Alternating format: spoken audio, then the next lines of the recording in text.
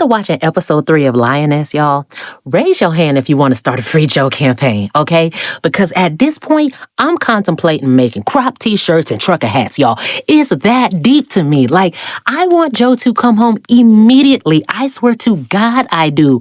But I am pissed at her logic and her dying commitment to this organization over her nuclear family, y'all. Let's unpack. But first, I'm still trying to figure out how the Russian agents found Joe's house. How? Like, I'm still stuck on that. Somebody is withholding information and I need to know who, like yesterday.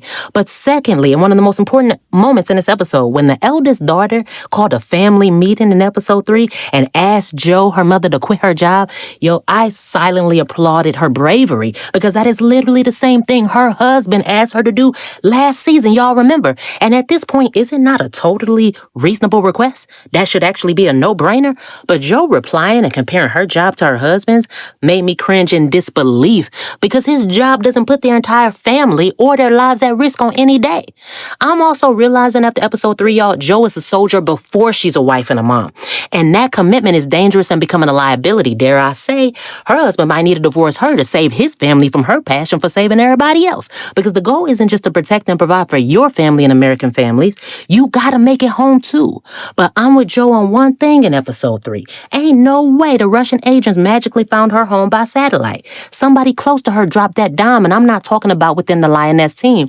I'm looking above her. The people who give the orders but somehow never get their hands dirty. And this episode was also low-key chilling for another couple reasons. That whole information bomb and pyramid breakdown, y'all, and the comparison between the American, Russian, and Ukrainian leverage tactics had way too much truth in it. Stay woke, especially considering the current political and social climate. Being part of the informed minority surrounded by uninformed majority in these times has become very stressful, and that breakdown only added to my stress. But then the last 2 minutes with Joe strapped to that table, y'all. Listen, all of this that she's enduring, instead of getting a safe, reliable desk job like your husband asked you to, where you guaranteed to make it home to your family, I'm trading it in a heartbeat. You can have that job, that salary, that title, that clearance, all of it. No job is worth more than not making it home to your spouse and your kids. Yo, last thing I'ma say, this might just be a me thing. Y'all, are these flashbacks and flash forwards killing y'all too? I can't look away for nothing because the second I do, we might have jumped timelines. Now I'm sitting there like, wait, is she free? Is she captive? Or somewhere in between? Y'all, is it just me? Or would timestamps be helpful? A little currently in captivity or currently free in the corner of the screen might do us justice. Either way, y'all, I can't wait till next week.